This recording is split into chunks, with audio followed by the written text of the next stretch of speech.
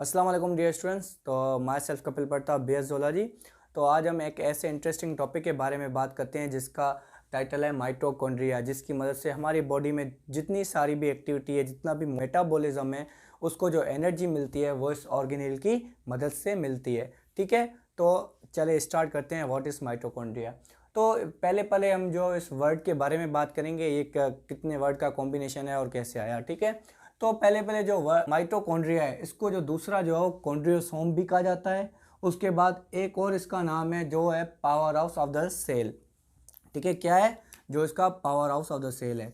जो माइटोकॉन्ड्रिया है वो बेसिकली दो वर्ड्स की कॉम्बिनेशन है, जिसमें एक है माइटो, दूसरा है कॉन्ड्रिया। तो माइटो जो है वो एक ग्रीक वर्ड माइटोस में निकाला गया है जिसका मतलब होता है थ्रेड। अब इसको थ्रेड मतलब क्यों कहा, क्योंकि जो इसकी इनर मेम्ब्रेन है उसकी जो स्ट्रक्चर ऐसे बनी हुई है जैसे लगता है एक धागे की तरह हो। That's why it is called as a thread. उसके बाद कॉन्ड्रिया जिसका मतलब होता है ग्रेन्यूल्स। अब इधर ग्रेन्यूल्स क्यों है, क्यों कहा गया है, क्योंकि जो अगर हम पूरी स्ट्रक्चर माइटोकॉन्ड्रिया की बात करें तो हमें एक वो दाने की तरह मिलता है। उसकी वजह से जो इसका नाम पड़ा माइटोकॉन्ड्रिया, जिसका मतलब थ्रेड और ग्रेन्यूल्स, मतलब कि thread like structures and granule like structure. That's why it is called as mitochondria. अब हम बात करेंगे इसकी डिस्कवरी की कि हु डिस्कवर्ड इट। ठीक है, तो पहले पहले एक साइंटिस्ट था अल्बर्ट वॉन कोलिकर, जिसने क्या किया, एक जो सेल है उसके बारे में स्टडी की। उसमें उसे एक ऐसा ऑर्गेनील मिला जो पूरे सेल को जो एनर्जी प्रोवाइड कर रहा है। उसने जो उस टाइम इस ऑर्गेनील को नाम दिया था as a house of the cell. मतलब कि 1857 में कोलिकर ने जो ऐसा ऑर्गेनील को फाउंड किया या डिस्कवर किया एक सेल के अंदर, जो पूरा जो सेल है उसको एनर्जी दे रहा था। उसकी वजह से उसने उस ऑर्गेनील को कहा the power house of the cell. ठीक है, उसके कुछ सालों बाद एक और साइंटिस्ट आया जिसका नाम था कैरल बेंडा, जिसने 1898 में क्या किया, उस जो power house of the cell को एक पर्टिकुलर नेम दिया जिसको हम आज बोलते हैं माइटोकॉन्ड्रिया। तो ये थी इसकी डिस्कवरी। तो यहाँ पे एक एमसीक्यूज भी आ सकता है कि who discovered mitochondria. The Albert von Kolliker discovered the mitochondria. Who renamed the power of the cell as the mitochondria. वो कौन सा साइंटिस्ट है जिसने जो है वो power house of the cell जो है उसको हटा के वहाँ पे जो माइटोकॉन्ड्रिया वर्ड यूज़ किया। वो था कैरल बेंडा, जिसने 1898 में ये काम सरंजाम दिया। उसके बाद हम बात करेंगे इसकी साइज़ के बारे में कि एक जो वो माइटोकॉन्ड्रिया सेल में उसकी कितनी साइज़ हो सकती है, या वो सेल में कितनी स्पेस जो वो कवर करता है बेसिकली। ठीक है, तो जो माइटोकॉन्ड्रिया है उसकी जो लेंथ होती है, एल का मतलब लेंथ होती है, वो 0.2 से लेकर 1 मिलीमीटर तक होती है। मतलब कि इसकी जो लंबाई है वो कितनी तक होती है, 0.2 से लेकर 1 मिलीमीटर तक होती है। ठीक है, उसके बाद इसका जो डायामीटर है वो कितना है, वो 10 माइक्रोमीटर होता है। डी का मतलब डायामीटर। तो साइज में क्या है, इसकी जो लेंथ है वो होती है 0.2 से लेकर 1 मिलीमीटर तक।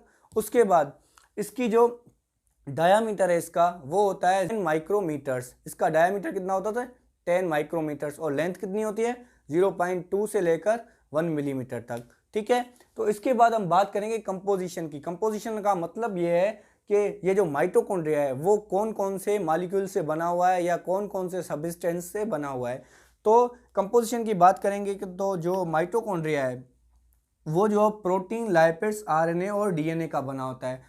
तो ये पूरा जो माइटोकॉन्ड्रिया है ये जो प्रोटीन्स और लाइपिड्स, आरएनए और डीएनए का बना होता है। ठीक है, उसके बाद जिसकी जो आउटर मेम्ब्रेन्स हैं ये जो फास्फोलाइपिड्स और प्रोटीन्स की बनी होती है, जिसको हम कॉन्जुगेटेड मॉलिक्यूल तौर पे नाम देते हैं लिपोप्रोटीन्स। क्लियर है। उसके बाद जबकि इसके पास अपने आरएनए मौजूद है, डीएनए मौजूद है, तो इसकी उस आरएनए और डीएनए की मदद से जो वो अपने आप को रिप्लिकेट करवा सकता है। वो ऑर्गेनिल्स जिसके पास अगर उसका अपना डीएनए मौजूद हो तो वो खुद को रिप्लिकेट करवा सकता है। वो जो रिप्लिकेशन की जो प्रॉपर्टी रखता है, क्योंकि उसके पास अपना डीएनए मौजूद है, वो किसी पे डिपेंडेंट नहीं है। तो डेट्स वाई माइटोकॉन्ड्रिया जो है उसको कहा जाता है सेल्फ रिप्लिकेटिंग ऑर्गेनेल्स, क्योंकि इसके बाद एक तो डीएनए मौजूद है और दूसरा जो राइबोसोम मौजूद है। डीएनए मौजूद है, वहाँ से वो एमआरएनए बना सकता है, एमआरएनए वो आगे जाके राइबोसोम की मदद से प्रोटीन बनाएगा, वो प्रोटीन जो उसकी जो रिप्लिकेशन के लिए ज़रूरी हो। तो इसकी वजह से इसको कहा जाता है सेल्फ रिप्लिकेटिंग ऑर्गेनेल। क्यों? क्योंकि इसके डीएनए और आरएनए मौजूद है। और माइटोकॉन्ड्रिया के अलावा जो दो और ऑर्गेनेल होते हैं जिसके बाद अपना डीएनए होता है, जिसमें एक होता है न्यूक्लियस और दूसरा होता है क्लोरोप्लास्ट। तो माइटोकॉन्ड्रिया और न्यूक्लियस, माइटोकॉन्ड्रिया तो एनिमल्स के पास होता है मौजूद, और क्लोरोप्लास्ट जो है वो प्लांट के पास जो है मौजूद होता है, और न्यूक्लियस दोनों में कॉमन होता है। तो ये तीन ऐसे ऑर्गेनेल है जिनको जो सेल्फ रिप्लिकेटिंग ऑर्गेनेल्स कहा जाता है, जिनके पास अपना डीएनए मौजूद है। ठीक है, अब इसके बाद हम इसकी स्ट्रक्चर के बारे में बात करेंगे कि ये इसकी जो कितनी कौन कौन सी जो स्ट्रक्चर है या कौन कौन सी शेप्स हैं जो एक माइटोकॉन्ड्रिया पजेस करता है। सिंपली तो माइटोकॉन्ड्रिया है कहीं पे जो हमें ग्रेन्यूल्स के फॉर्म में मिलता है, मतलब कि दाने की शक्ल में मिलता है। ठीक है, माइटोकॉन्ड्रिया कहीं कहीं हमें जो वेजिकल्स के फॉर्म में मिलती हैं, और कहीं कहीं जो माइटोकॉन्ड्रिया है वो हमें रॉडलेट्स के फॉर्म में मिलते हैं। ठीक है, तो ये जो तीन हमने इनकी जो स्ट्रक्चर के बारे में बात की या शेप के बारे में बात की,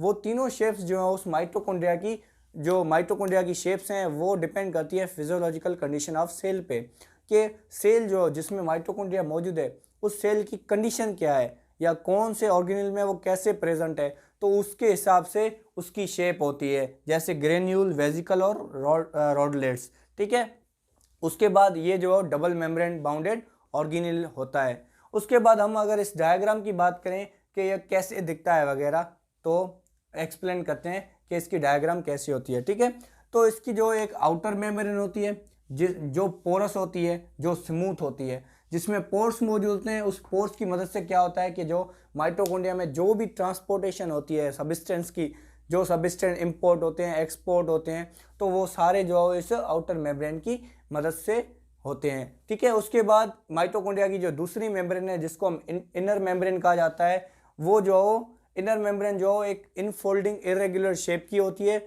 जो इरेगुलर शेप या इनफोल्डिंग्स होती हैं जिसको हम क्रिस्टी कहा जाता है। तो बाहर की मेम्ब्रेन जो है वो स्मूथ होती है, अंदर की जो इनर मेम्ब्रेन है वो इरेगुलर होती है, और जो ये फोल्डिंग्स हैं उसको हम क्या कहते हैं, क्रिस्टी। ठीक है, उसके बाद इन फोल्डिंग्स के बीच में क्या होता है, एक फ्लूइड फिल होता है जिसको हम कहते हैं मैट्रिक्स। ठीक है, उसके बाद इन दो मेम्ब्रेन्स हैं, कौन सी, आउटर और इनर, इन दोनों मेम्ब्रेन के बीच में एक स्पेस मौजूद होती है जिसको कहा जाता है इंटर मेम्ब्रेनस स्पेस, और दूसरा इसको कहा जाता है पेरी माइटोकॉन्ड्रियल स्पेस। को क्या नाम कहा जाता है इंटर मेम्ब्रेनस स्पेस के अलावा दूसरा इसका क्या नाम था, पेरी माइटोकॉन्ड्रियल स्पेस। ठीक है, उसके बाद हम बात करेंगे इनर मेम्ब्रेन के। तो इनर मेम्ब्रेन जो उसकी जो फोल्डिंग्स हैं जिसका हमने बोला क्रिस्टी, तो ये वाली, तो इस पर कुछ ऐसे जो प्रोटीन्स मौजूद होती हैं, कुछ ऐसे जो मतलब कि इलेक्ट्रॉन कैरियर्स मौजूद होते हैं जिनका काम होता है इलेक्ट्रॉन कैरियर मतलब कि इलेक्ट्रॉन को कैरी करवाना, और इलेक्ट्रॉन कैरी करवाना, और दूसरे भी ऐसे प्रोटीन्स मौजूद होती हैं जिनका काम होता है ऑक्सीडेटिव फास्फोरिलेशन करवाना। मतलब ये सारे काम जो कौन करवाता है, जो प्रोटीन्स हैं या इलेक्ट्रॉन ट्रांसपोर्ट चेन्स हैं जो इनर मेम्ब्रेन पे मौजूद होती हैं, वो ये सारा काम करवाती है। तो और जो प्रोटीन्स हैं या कुछ ऐसे एंजाइम्स हैं जो इस इनर मेम्ब्रेन की लेयर पे मौजूद होते हैं, जिसको हमने क्रिस्टी का फोल्डिंग्स हैं उन पे मौजूद होते हैं, वो होते हैं एटीपी सिंथेटेज एंजाइम, जिनका काम होता है जो रिड्यूस्ड एडीपी है उसको जो कन्वर्ट करना रिच एटीपी मॉलिक्यूल में, जिसको हम कहते हैं ऑक्सीडेटिव फास्फोरिलेशन। तो जो ऑक्सीडेटिव फास्फोरिलेशन है वो इनर मेम्ब्रेन ऑफ माइटोकॉन्ड्रिया पे होती है। वहाँ पे कुछ ऐसे एंजाइम्स मौजूद होते हैं जिसको हमने एटीपी सिंथेटेज एंजाइम्स कहा, जिनका ये काम होता है ऑक्सीडेटिव फास्फोरिलेशन करवाना। उसके बाद जो इलेक्ट्रॉन ट्रांसपोर्ट चेन है, इलेक्ट्रॉन ट्रांसपोर्ट चेन है क्या, बेसिकली इसमें इलेक्ट्रॉन कैरियर्स होते हैं, वो सारे मिलके जो एक चेन की तरह एक स्ट्रक्चर बनाते हैं जिसको हम बोलते हैं इलेक्ट्रॉन ट्रांसपोर्ट चेन, जिसकी मदद से इलेक्ट्रॉन जो कैरी होते हैं एक इलेक्ट्रॉन कैरियर से दूसरे इलेक्ट्रॉन कैरियर तक। बेसिकली इलेक्ट्रॉन कैरियर्स होते क्या है, वो प्रोटीन्स होती हैं जो इस सतह पे या सरफेस पे मौजूद होती हैं। कौन सी सरफेस, जिसको हमने क्रिस्टी का।